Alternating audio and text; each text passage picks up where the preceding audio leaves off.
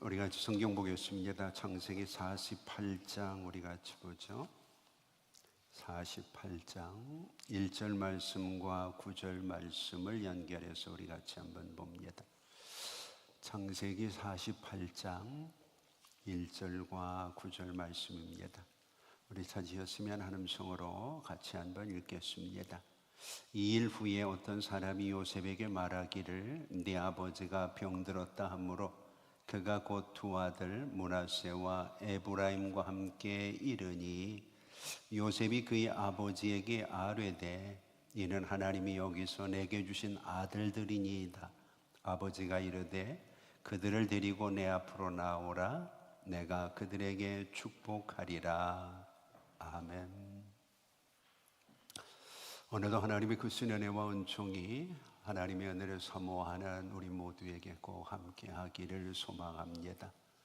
오늘은 특별히 교회역으로 어린이 주일로 우리가 하나님 앞에 지킵니다. 자녀들을 돌아보고 또 기도하고 또 부모로서의 나의 사명도 확인하고 또 우리 자녀들은 믿음으로 잘 자라고 있는지 꼭 어린아이가 아니라도 우리가 한 번 더 확인하고 점검하고 모자라는 부분들을 더 채워줄 수 있다고 하면 이 주일이 우리에게 주는 의미는 귀하리라고 믿습니다. 오늘 이 시간에 이런 질문을 한번 해보고 우리 같이 한번 말씀을 풀어보려고 합니다. 내가 내 자녀들에게 무엇인가 줄 수 있는 것이 있는데 그 중에 꼭 두 가지가 있습니다. 하나는 행복이라고 하는 것, 그리고 하나는 축복이라고 하는 것. 내가 내 자녀에게 꼭 줄 수 있는 이 두 가지 중에 한 가지만 선택하라고 한다면 여러분들은 내 자녀에게 행복을 주고 싶을까요? 아니면 축복을 주고 싶을까요? 한번 생각해 보시죠. 행복한 자녀가 되기를 원합니까? 아니면 축복받는 자녀가 되기를 원합니까? 오늘 우리는 우리의 자녀들을 바라보면서 자녀가 행복해하면 참 좋아합니다. 성경은 뭐라고 얘기를 하는지 결론은 이미 나와 있죠. 오늘 본문 우리가 읽은 말씀 9절에 보면 내가 그들에게 축복하리라 성경이 그렇게 이야기를 합니다. 축복하리라. 오늘 우리는 이 두 단어를 좀 구분할 줄 아는 신앙적인 모습들이 있었으면 좋겠습니다. 먼저 행복이라고 하는 말, 또 축복이라고 하는 말, 성경에는 어떤 말이 더 많이 나올까요? 하나님의 관심이 어느 쪽에 더 있을까 하는 겁니다. 우리가 성경을 찾아보면 행복이라고 하는 말은 성경에 11번 등장을 합니다. 반면에 축복이라고 하는 말은 101번 등장을 합니다. 10배가 넘을 정도로 하나님은 행복보다는 축복에 대한 이야기를 많이 하고 계시죠. 그러면 왜 이런 부분에 우리가 관심을 가져야 되는가? 여러분, 행복이라고 하는 것을 사전에서 찾아보면 몇 가지 행복을 설명하는 의미가 있습니다. 그 중에 첫 번째가 복되고 좋은 운수라 그렇게 얘기합니다. 사전을 찾아보면 행복은 운이라는 겁니다. 참 오늘 운이 좋아 이러면 행복해질 수 있다는 거죠. 두 번째 행복의 의미는 욕구가 충족돼서 충분한 만족과 기쁨을 느끼는 주관적인 상태라 그렇게 얘기합니다. 쉽게 얘기를 하면 행복은 저마다 다 다르다는 얘기입니다. 나는 이것 때문에 행복한데 저 사람은 그것 가지고는 행복하지 않은 겁니다. 그러니까 기준이 전부 틀린 거죠. 그리고 주관적이라고 하는 말은 내가 행복을 느끼는 반면에 상대는 행복을 느끼지 못할 수 있다는 얘기가 되죠. 남의 것을 빼앗아 가지고 내 욕구를 채웠어요. 욕구를 채운 나는 행복한데 빼앗긴 그 사람은 불행하다는 거죠. 그래서 행복이라고 하는 것은 주관적인 상태로 운수와 연결이 되어 있습니다. 실제 우리가 이 행복이라는 단어를 찾아보면 해피니스라고 하는 이 단어는 우연히 일어난다 그런 의미를 가지고 있죠. 그것의 원조가 해픈이라는 단어입니다. 여기에서 파생되어져서 무엇인가 내가 갑자기 예기치 못한 상황에서 내가 원하는 일들이 탁 벌어졌을 때 사람들은 행복하다 그렇게 생각을 한다는 거죠. 그래서 이 행복은 인간의 노력으로 될 수 있는 것이 아니라 인간의 운으로 되어지는 것이라고 사전은 설명을 하고 있어요. 그러면 반면에 축복이라고 하는 말은 어떤 의미를 가지고 있는가? 성경에 보면 101번 축복이라는 단어가 등장을 한다 그랬죠. 축복이라는 말을 사전에서 찾아보면 행복을 빈다, 행복보다 한 차원 높은 곳에 있는 거죠. 두 번째가 중요합니다. 하나님이 복을 내린다. 행복은 두 번째가 욕구가 충족돼서 충분한 만족과 기쁨을 느끼는 주관적인 상태라고 이야기했는데, 축복은 하나님이 복을 내림으로 인해서 그 복을 누리는 상태를 축복이라고 얘기를 한다는 거죠. 단어의 의미도 그렇습니다. 영어 단어를 보면 blessing이라고 하는 피를 흘린다, 불리드라고 하는 단어에서 축복이라는 단어가 나왔거든요. 그래서 이 축복이라는 단어에는 반드시 누군가의 희생이 전제되어 있는 겁니다. 자녀들이 축복을 누립니다. 부모의 희생이 전제되어 있기 때문에 그것은 그에게 축복이 될 수 있다는 거죠. 자, 이제 정리를 한번 해볼게요. 그래야 오늘 우리가 나누려고 하는 하나님의 말씀을 우리가 잘 이해를 할 수가 있어요. 행복은 내가 느끼는 만족입니다. 감정적이고 주관적이고 순간적일 수 있습니다. 다시 한번요. 행복은 내가 느끼는 감정, 만족입니다. 감정적이고 주관적이고 순간적일 수 있어요. 이것을 바꾸어서 얘기하면 지나가 버린다는 얘기죠. 그래서 어제는 행복했는데 오늘은 같은 상황에서 불행함을 느끼는 경우도 있다는 거죠. 반면에 축복은 하나님께서 주시는 것으로 능동적이고 객관적인 은혜의 선물이다. 그렇게 정의를 할 수가 있죠.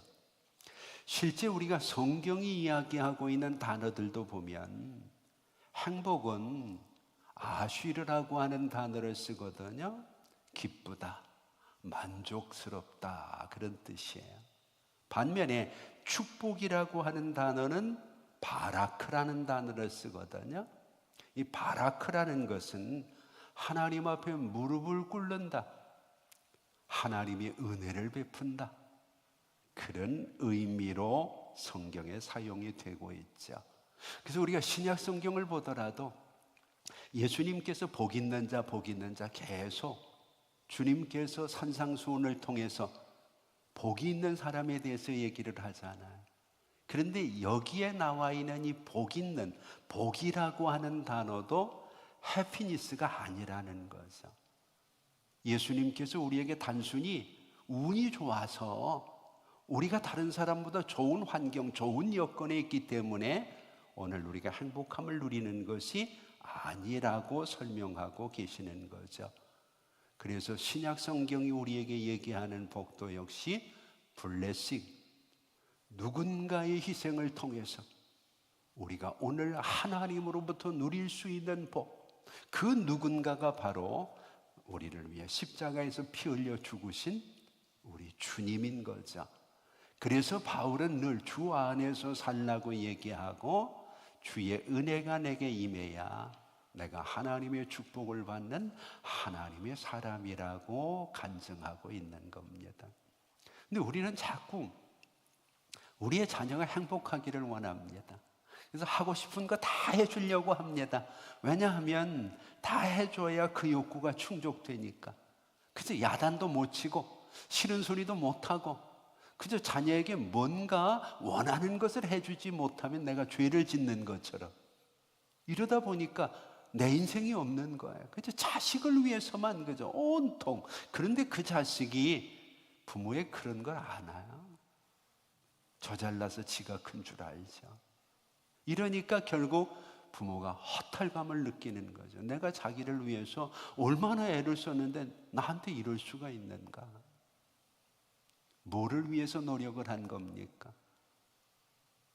행복을 위해서. 오늘 우리의 삶 속에서 우리가 가지고 있는 이 가치 기준을 조금 성경적으로 돌려볼 필요가 있다는 거죠. 자, 그러면 이쯤에서 한 번 더 물어보죠. 여러분들은 자녀에게 행복을 주고 싶습니까? 축복을 주고 싶습니까? 둘 중에 하나를 선택한다면 입을 꼭 다물고 있는 건 뭔가요? 오늘 우리는 저마다 자녀들이 행복하기를 원하다 보니까 사회가 자꾸 이기적이 되어버리고 소외감을 느끼는 경우가 참 많죠. 내 자녀는 행복한데 그것 때문에 다른 자녀는 불행해지는 일이 있어서는 안 된다는 거죠. 그것을 우리에게 구체적으로 잘 설명해 주고 있는 것이 오늘 본문이라는 겁니다. 오늘 본문을 보면 3대가 한 자리에 모여가지고 행복이 아니라 축복을 위해서 무엇을 해야 되고 어떻게 해야 되고 이것을 구체적으로 우리에게 가르쳐 주고 있습니다. 오늘 우리도 웬만한 가정은 3대가 함께 모일 수 있잖아요. 할아버지, 아버지, 아들, 할머니, 엄마, 딸 3대가 모일 수 있는 그런 축복의 자리가 어린이 주일에 마련되었으면 하는 생각이 있는 거죠. 자, 오늘 본문의 시작은 3대가 모이는 시작은 창세기 47장 29절부터입니다. 여기서 중요한 단어가 나옵니다. 이스라엘이 죽을 날이 가까우매 그랬어요. 이스라엘이 죽을 날이 가까우매. 이 말을 바꾸어서 얘기하면 죽기 전에 하라는 겁니다. 축복은 죽기 전에 해야 된다는 거예요. 죽으면 소용이 없는 거예요. 하나님의 축복이 죽은 나를 통해서 내 자녀에게 가지 않고 내가 살았을 때 축복해야 되고 내가 축복한 것을 하나님이 복으로 바꾸어 주시는 것을 경험해야 되는 거죠. 그래서 오늘 47장 29절을 근거로 해서 1절을 한번 보죠. 2일 후에 어떤 사람이 요셉에게 말하기를 네 아버지가 병들었다 하므로 그가 곧 두 아들 므낫세와 에브라임과 함께 이르렀다. 어떤 사람이 죽을 때가 이른 이 이스라엘이 죽기 전에 그에게 통보를 한 겁니다. 죽을 날이 가까우니까 네 아버지가 병들었는데 내가 좀 가봐야 되지 않겠느냐. 이때 중요한 것이 요셉이 자기만 가지 않았다는 것. 본문을 잘 한번 보세요. 곧 두 아들 므낫세와 에브라임과 함께 갔다 그렇게 이야기합니다. 축복을 받는 자리에 혼자 가지 않았다는 거죠. 9절은 자세히 한번 보세요. 야곱이 손을 얹어서 두 아들을 축복합니다. 이것은 단순히 정서적인 어떤 행복을 위해서가 아니라 하나님의 언약과 은혜가 대를 이어서 흘러갈 수 있는 것을 우리에게 보여주고 있는 아주 중요한 부분입니다. 기회를 놓치지 않았다는 말이 곧이라는 단어고 그 자리에 자기만 급해서 뛰어간 것이 아니라 기회를 놓치지 않고 그의 아들인 에브라임과 므낫세를 함께 데리고 갔다는 거예요. 죽을 자리에 아버지가 돌아가시려고 할 때 자기만 급해서 뛰어간 것이 아니라 은혜와 축복이 대물림할 수 있도록 축복의 자리로. 그래서 이것이 얼마나 귀한가를 이후에 신약 성경에서 설명을 합니다. 히브리서 11장 20절에서 22절을 보면 이 3대를 우리에게 이렇게 조명을 합니다. 이들이 이 땅 위에서 행하는 이 축복의 과정이 정말 긴급하고 정말 중요하고 정말 아름다운 일이라고요. 오늘 우리의 삶에서 우리도 한번 부모로서의 위치에서 기회가 지나가기 전에, 더 늦기 전에, 내가 살아있을 때, 영적으로 얘기하면 내 믿음이 최고조에 이르렀을 때, 내가 할 수 있는 일이 있을 때 내 자녀를 위해서 행복을 빌기보다 축복을 비는 부모가 되면 하나님께서 그 축복을 책임져 주시는 것들을 우리 자녀들의 삶을 통해서 경험할 수 있다는 거죠. 물론 우리는 부모가 자녀에게 축복할 수 있죠. 근데 지금 요셉은 내가 내 자녀를 축복하는 것에서 끝나지 않고 야곱에게로 데려오고 있거든요. 이것을 우리는 더 큰 축복, 플러스 알파의 축복으로 이해를 할 수가 있는 거죠. 우리가 신앙생활을 하다 보면 부모는 당연히 자녀가 축복받기를 원하고 그 자녀를 위해서 늘 기도하고 축복합니다. 근데 부모는 사이즈가 한계가 있거든. 그래서 예수님이 세상에 계실 때에도 마태복음 19장 13절이나 마가복음 10장 13절이나 누가복음 18장 15절 공관복음에 공통적으로 기록한 것이 사람들이 예수께서 안수하여 주시고 기도해 주시고 축복해 주심을 바라고 아이들을 데리고 예수님께 왔다, 그렇게 이야기를 하고 있습니다. 요셉은 귀한 아들 므낫세와 에브라임을 자기가 축복하고 자기가 기도하는 것으로 만족하지 않고 이제 그들을 할아버지 앞으로, 더 큰 축복의 앞으로 끌어가는 것들을 우리는 바라보게 되죠. 이것을 학자들은 단순히 고기를 잡아주는 부모 입장에서 이제는 고기 잡는 방법을 가르쳐주는 지혜로운 부모의 입장을 우리에게 보여주고 있는 것이라고 얘기합니다. 우리가 잘 알잖아요. 자녀들을 향해서 고기를 잡아주는 것도 좋지만 고기를 잡을 수 있는 방법을 가르쳐주는 것이 자녀들의 앞길에 참 좋은 일이라고 말입니다. 근데 우리가 이런 거는 압니다. 자녀들을 나보다는 더 큰 축복의 자리로 이끌어야 된다. 자녀들의 인생을 위해서는 그저 물고기를 잡아서 자녀들의 입에 넣어주는 것, 행복이라고 얘기할 수 있겠죠.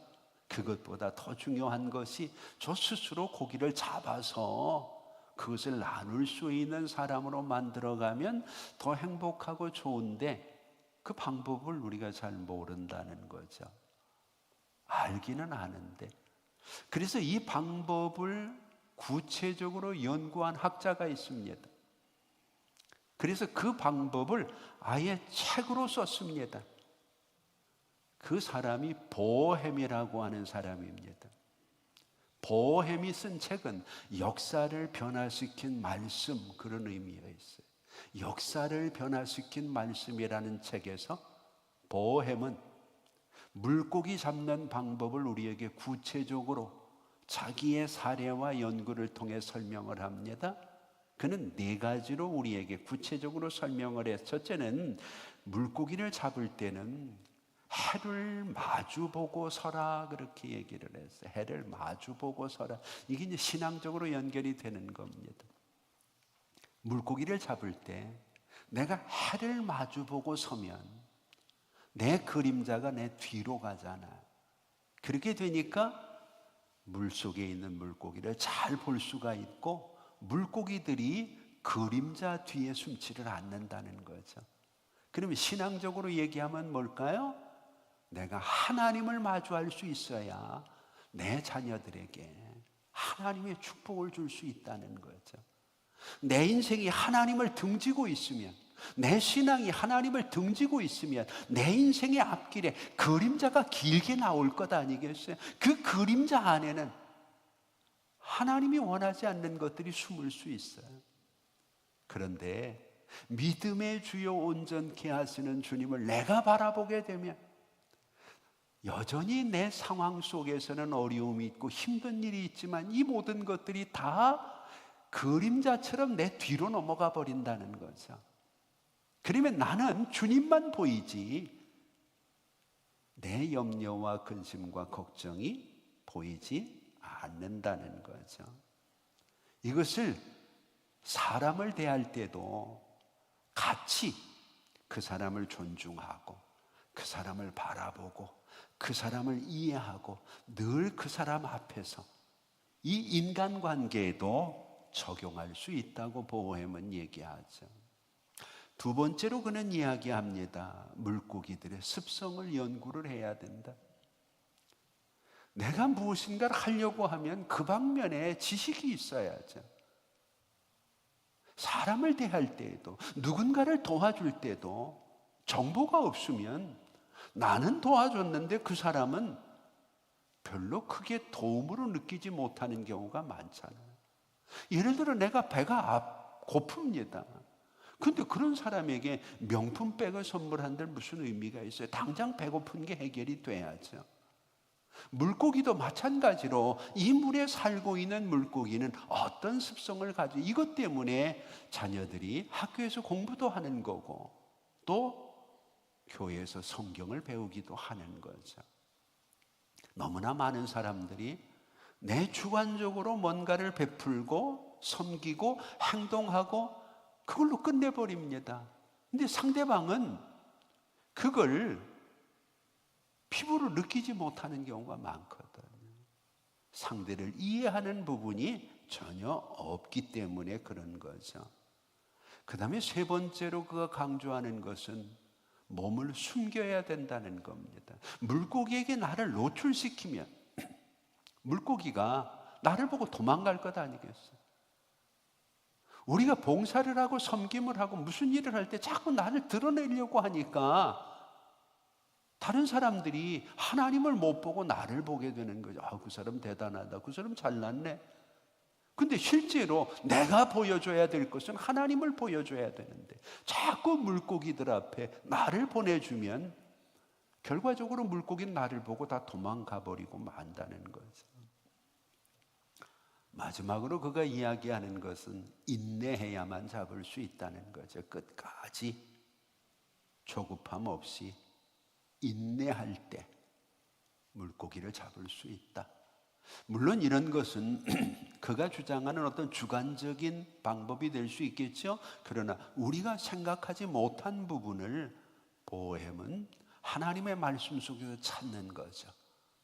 오늘 여러분, 요셉이 단순히 자기 대단한 사람이잖아요. 엄청난 어려움도 겪었고 엄청난 하나님의 축복도 받았고, 그런데 요셉은 그의 아들들을 아버지 야곱에게 끌고 오거든요. 기회를 놓치지 않고 아버지가 돌아가시기 전에 그는 열일을 제쳐놓고 데려오는 것을 보게 됩니다. 여기서 우리는 성경적으로 몇 가지 중요한 부모의 입장에서 자녀를 축복과 연결시키고 축복의 자리로 이끌 수 있는 방법, 믿음의 모습을 보게 되죠. 첫째는 자녀로 하여금 축복의 모습을 보게 하는 겁니다. 이것을 우리는 믿음이라고 얘기를 하죠. 자녀는 하나님 앞에서 믿음은 바라는 것들의 실상이고 보지 못한 것들의 증거라고 얘기하잖아요. 오늘 므낫세와 에브라임은 자기 아버지인 요셉에 대해서 얼마나 그들이 많은 것을 보았겠어요. 그 어려운 시절에 어려움들을 겪고 감옥에서 그 어려움들을 이기고 애굽의 총리가 돼가지고 남의 나라에서 바로 다음으로 가장 큰 권력을 가졌고, 그로 인해서 그 주변에 있는 나라들이 다 먹고 살게 되어지고 흉년을 견디게 되어지는 위대한 일을 하는 아버지잖아요. 근데 요셉은 그런 자기를 보여주는 것으로 자녀들에게 축복의 자리로 이끌 수 있다는 것을 얘기하지 않는다는 거죠. 하나님의 축복은 거기서 끝나는 것이 아니라는 거예요. 손주들의 입장에서 바라볼 때 할아버지는 어떤가? 야곱은 실패한 사람이잖아. 더 우리가 현실적으로 얘기하면 배고파가지고 아들이 있는 나라로 온 거잖아요. 그렇게 인간적으로 바라볼 때 대단한 게 없는 사람이잖아요. 그런데 대단한 아버지가 인간적인 눈으로 바라볼 때 별로 대단하지 않은 할아버지 앞에 무릎을 꿇는 것을 보여줘요. 머리를 조아리는 걸 보여주는 거예요.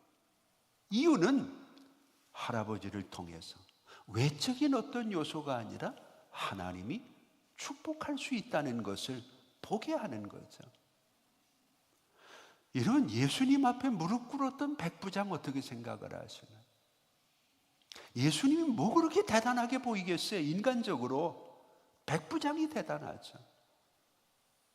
그런데 인간적인 그런 모습이 아니잖아요.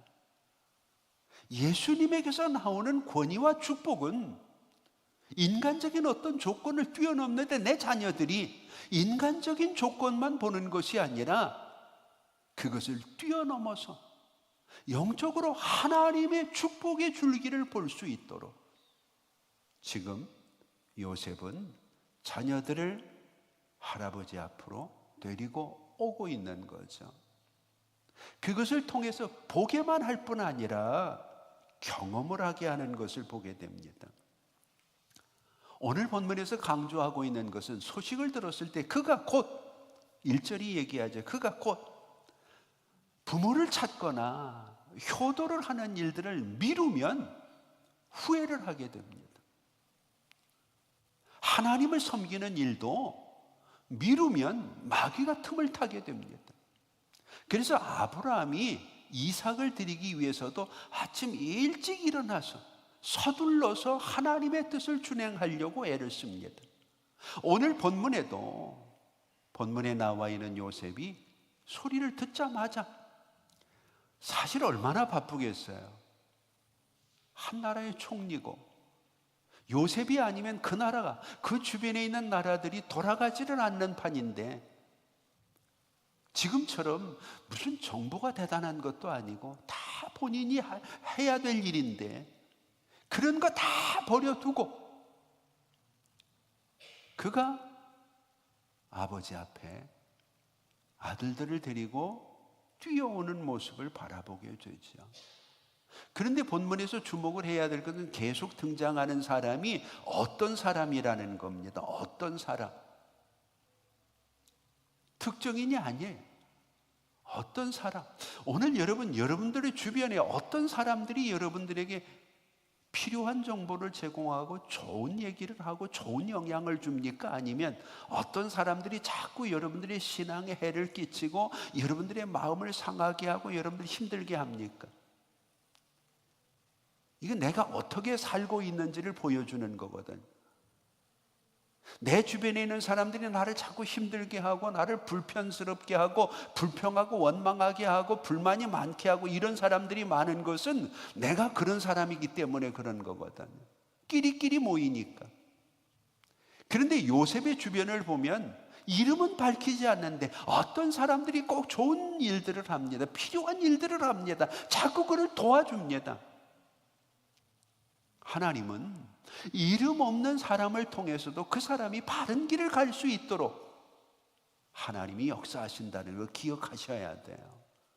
그래서 할 수 있으면 내 신앙이나 삶에 유익을 줄 수 있는 사람들이 주변에 많도록 나도 그런 사람이 되려고 노력을 하고 애를 쓰는 게 중요하다는 거죠. 요셉이 가장 아들들에게 크게 보여주는 것은 그의 신앙입니다. 8절 말씀을 한번 볼까요? 이스라엘이 요셉의 아들들을 보고 물어봅니다. 이들은 누구냐? 그랬더니 9절 우리 같이 한번 읽어볼까요? 요셉이 그의 아버지에게 이르되 이는 하나님이 여기서 내게 주신 아들들이니이다. 아버지가 이르되 그들을 데리고 내 앞으로 나오라. 내가 그들에게 축복하리라. 이들이 누구냐 하고 물으니까 요셉은 신앙을 고백하는 거예요. 하나님의 은혜를 고백하는 거예요. 얘들이 내 아들입니다. 그렇게 얘기할 수 있잖아요. 요 녀석이 에브라임이고 요 녀석이 므낫세입니다. 말할 수 있잖아요. 어때요? 할아버지 잘 컸죠? 뭐 이렇게 얘기할 수 있잖아요. 그런데 철저하게 요셉은 자식들 앞에서 신앙을 고백합니다. 하나님이 여기서 내게 주신 아들입니다. 하나님이 주셨다는 것. 오늘 우리가 하는 말들이 우리의 자녀들에게 하나님을 보여주고 하나님을 비춰주고 하나님을 소개하고 하나님을 볼 수 있도록 하는 말들인지, 아니면 하나님은 사라지고 나만 드러나는 말들인지를 한번 돌아보자는 거죠. 요셉은 단순한 고백을 하는 것이 아니라 이곳에서 하나님이 어떻게 역사하셨는지, 그들의 이름의 뜻이 하나님이 고통을 잊게 하셨다는 첫째 아들, 하나님이 이제는 여기서 우리를 창대케 하셨다는 둘째 아들의 이름처럼 그의 인생에서 하나님의 역사를 한마디로 지금 소개하고 보여주고 있는 것 아니겠어요? 오늘 우리도 우리의 자녀들을 세상의 자리도 중요하지만 축복의 자리로 인도하는 것 얼마나 귀하고 소중한지 모릅니다. 이제 마지막으로, 그러면 야곱이 어떻게 축복을 했는가? 왜 행복보다 축복이 중요한가? 오늘 본문에서 야곱은 5가지로 축복을 합니다. 이 5가지를 저는 제 나름대로 손가락 축복이라고 얘기하고 싶어요. 손가락이 5개가 있잖아요. 하나하나 꼽아가면서 우리의 자녀들에게도 하나님 이 자녀를 축복해 주세요, 이렇게 얘기하는 것보다는 이렇게 손가락을 꼽아가면서 구체적으로 하나하나 복을 비는 것이 좋다는 거예요. 민수기 6장도 하나하나 축복을 설명하잖아요. 뭉뚱그려서 하지 말고 잘 되게 해주세요 이렇게 끝내지 말고 구체적으로 축복할 수 있는 부모가 되어야 된다는 거죠. 축복의 자리로 인도해서 그들이 축복을 받아서 구체적으로 그들의 삶이 복된 삶이 될 수 있도록. 그러면 이 5가지는 도대체 뭐냐? 오늘 본문에 나와 있어요. 먼저는 15절에서 16절이거든요. 내 자녀에게 하나님의 복을 허락해달라는, 하나님의 복을. 그러면서 야곱이 이런 얘기를 합니다. 내가 태어나면서부터 오늘까지, 지금이 147살이거든요 147살이 되도록 나를 기르신 하나님, 모든 환난에서 건지신 하나님, 출생부터 지금까지 목자가 되셔서 보호하시고 인도하시고 먹이시고 기르시고 양육하시는 목자 되시는 그 하나님이 내게 했던 것처럼 내 자녀들, 손주들에게도 건져주시고 속량하시고 기르시고 이끌어주시는 하나님만이 축복이 되게 해달라는 거예요.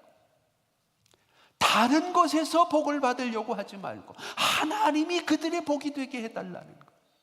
이게 야곱이 첫 번째 던지는 메시지. 그의 온 삶을 통해서 느꼈던 하나님, 하나님 물질 때문에 하나님 버리지 않게 해주세요. 명예 때문에 하나님 버리지 않게 해주세요. 좋은 직장 때문에 신앙 포기하지 않게 해주세요. 이 얘기거든요. 지금 태어나면서 지금까지 나를 기르신 하나님, 저들이 나이가 많다고 교만하지 않고 하나님의 은혜 아래서 하나님이 복인 줄 알게 해달라는 것. 이게 첫 번째, 5손가락의 첫 번째 복이에요. 두 번째로 그가 하는 기도는 16절에 나와 있지, 이름입니다. 이들의 이름을 내 조상 아브라함과 이삭의 이름으로 칭하게 하소서. 이게 무슨 얘기인가? 지금 야곱은 애굽에서 누구도 알아주지 않는 사람이에요. 그렇잖아요. 그가 지금 유명해진 이유는 아들 때문이거든. 요셉이 아버지래. 요셉의 총리를 낳은 아버지래. 야곱이 올라가는 거잖아요. 지금 그 얘기하고 있는 거예요. 다른 사람들이 이 아이들을 바라볼 때 우리 집안에 훌륭한 사람이 있으면 그 사람하고 나하고 친척이라는 걸 강조하잖아요. 이들의 이름을 높여서 지금 아브라함처럼, 이삭처럼, 나 야곱처럼 사람들이 에브라임, 므낫세가 바로 내 친척이라고, 그들 때문에 내가 이렇게 살고 있다고 얘기할 수 있을 정도로 그들을 자랑스럽게 높여주라는 거죠. 이름을 높여주라는 거예요. 세 번째로 중요한 것이 멈추지 않고 번식하게 해달라는 거예요. 16절. 이 세상에서 이들이 번식하게 해달라.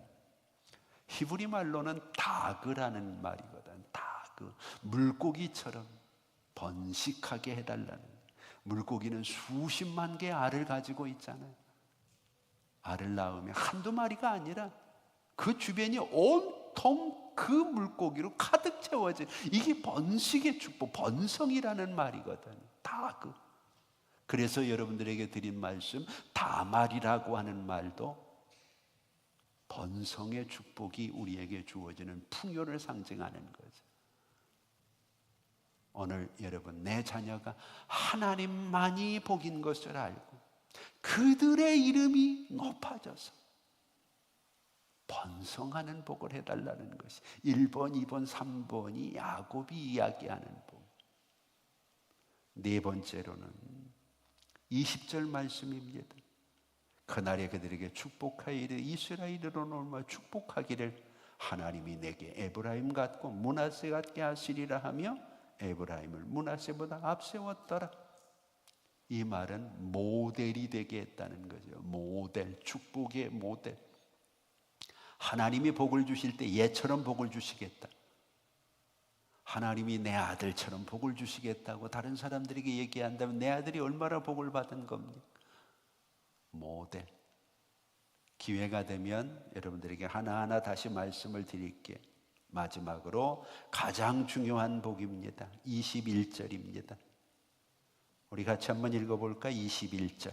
이스라엘이 요셉에게 또 이르되 나는 죽으나 하나님이 너희와 함께 계시사 너희를 인도하여 너희 조상의 땅으로 돌아가게 하시려니요. 무슨 복일까요? 마지막 가장 중요한 복이지. 임마누엘의 복입니다. 하나님이 너희와, 나는 죽는다는 거예요. 여러분, 부모는 죽습니다. 더군다나 할아버지인 야곱은 지금 죽으려고 하잖아요. 그런데 나는 죽지만 하나님은 너와 함께 계십니다. 하나님의 임마누엘의 축복. 그래서 우리가 마태복음 28장 20절에도 세상 끝날까지 내가 너와 함께 하겠다. 그래서 저 나름대로 임의로 이 5가지의 복이 늘 우리가 하나님 앞에서 기도할 수 있는 5손가락의 복이다. 그렇게 이름을 줘본 겁니다. 하나하나 꼽아가면서 5가지 하나님, 하나님만이 내 자녀에게는 복입니다. 나도 그랬습니다. 두 번째, 내 자녀의 이름을 창대케 해주세요. 세 번째, 내 자녀를 번식시켜 주세요. 다그. 네 번째, 내 자녀가 축복의 모델이 되게 해주세요. 5번째, 하나님 나는 갑니다. 그러나 내 하나님은 내 자식과 영원히 함께 계실 줄 믿습니다. 참 소중한 축복이죠. 오늘 여러분 좋은 장난감이나 맛있는 음식이나 즐거운 경험을 해주게 하는 어린이날도 좋겠죠. 이것은 자녀를 행복하게 하는 비결입니다. 행복하게 하는 비결. 그러나 우리는 행복이 주관적이라는 것을 압니다. 시간이 지나가면 순간적일 수 있습니다. 거기에 목매지 마세요. 그렇게 못해줬다고 가슴 아파하지 마세요. 오늘 우리는 축복으로 이끌 수 있는 부모들입니다. 축복으로 이끌기 위해서 자녀가 싫어도 안 하겠다고 해도 예배로 끌고 와야 됩니다. 거기서 하나님 만나게 해야 돼요. 말씀 앞으로 끌어내야 됩니다. 오늘 본문처럼 기도 앞으로 끌어내야죠. 믿음의 공동체 앞으로 이끌어야 됩니다. 더 큰 축복을 하나님이 그에게 주시면 행복을 뛰어넘는 위대한 축복의 사람이 될 수 있기 때문이죠. 행복은 순간입니다. 그러나 축복은 영원합니다. 행복은 내가 느끼는 겁니다. 축복은 하나님이 주시는 것입니다. 요셉의 자녀들은 충분히 행복했습니다. 그런 아버지가 없잖아요. 총리 아버지 밑에서 부족한 것이 없는 아주 행복한 아이들이었어요. 그런데 요셉은 그 행복에만 자녀들이 머물기를 원하지 않았어요. 그들을 볼품없지만 아버지 야곱 앞으로 축복의 자리로 이끌고 있는 것. 내가 오늘로 편히 쉬어라. 얼마나 피곤하니 공부하느라고. 그러고 아이를 재워놓고 내가 교회 나왔으면 걔는 행복하겠죠. 그런데 축복하고는 멀어진 거예요. 이 아이들도 므낫세 에브라임도 할 일이 얼마나 많겠어요. 가고 싶은 것, 하고 싶은 것 굉장히 많겠지요. 그런데 요셉은 끌고 나오잖아요. 아버지 앞으로. 오늘 우리의 자녀들이 어디에 있는지 한번 돌아보시고 우리 한번 따라서 해봅시다. 나는 내 자녀를 행복에 머무르게 하지 않고 축복으로 이끄는 부모가 되겠다. 부모가 되겠다. 한번 좀 다짐을 해보시기 바랍니다. 여러분, 우리의 삶에서 행복은 꽃이 납니다. 그리고 그놈이 절대로 행복한 것 때문에 인생 참 멋지다 그렇게 얘기하지 않아요. 금방 또 다른 행복을 찾거든요.